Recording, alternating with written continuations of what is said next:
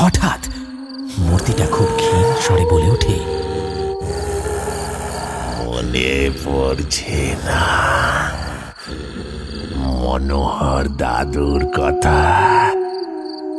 যে জল দেয় আমি তাকেই মেরে ফেলি। পচা মরিয়া হয়ে এক হাত চেপে ধরে পঞ্চার। সে ছায়ামূর্তি আরো শক্ত করে আঁকড়ে ধরে। পঞ্চার শরীর কাঁপুনি দিয়ে ওঠে। সে বুঝতে পারে তার শরীরের শক্তি যেন শুষে নিচ্ছে কেউ। তার চোখ বিস্ফারিত হয়, আর সে চিৎকার করার চেষ্টা করেও কোনো শব্দ করতে পারে না।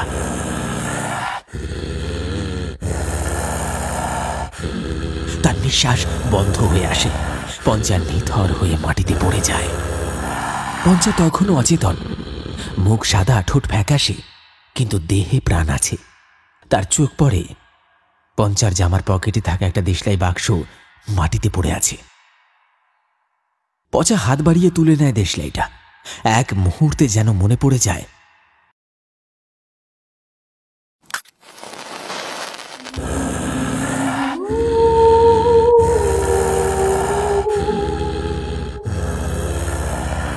একদিন এই আগুনে পুড়ে তুই মরেছিলিস, এখনো তোর মুক্তি হয়নি।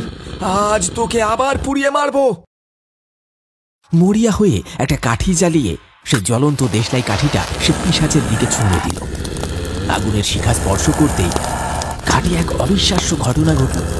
শুকনো হাড়গুলো যেন জল জল করে জ্বলে উঠল এক তীব্র লালচে আভায়। পচা দেখতে পেল সেই পিশাচের পোড়া কঙ্কাল দ্রুত দাউ দাউ করে পুড়তে শুরু করেছে। বিকট এক আর্তনাদ করে মূর্তিটা ছাই হয়ে মাটিতে মিশে গেল।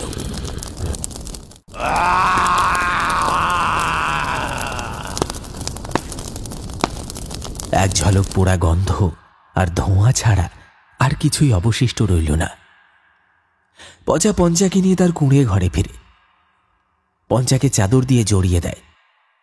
তারপর 1 ঘন্টা পরে পঞ্চা ধীরে ধীরে চোখ মেলে।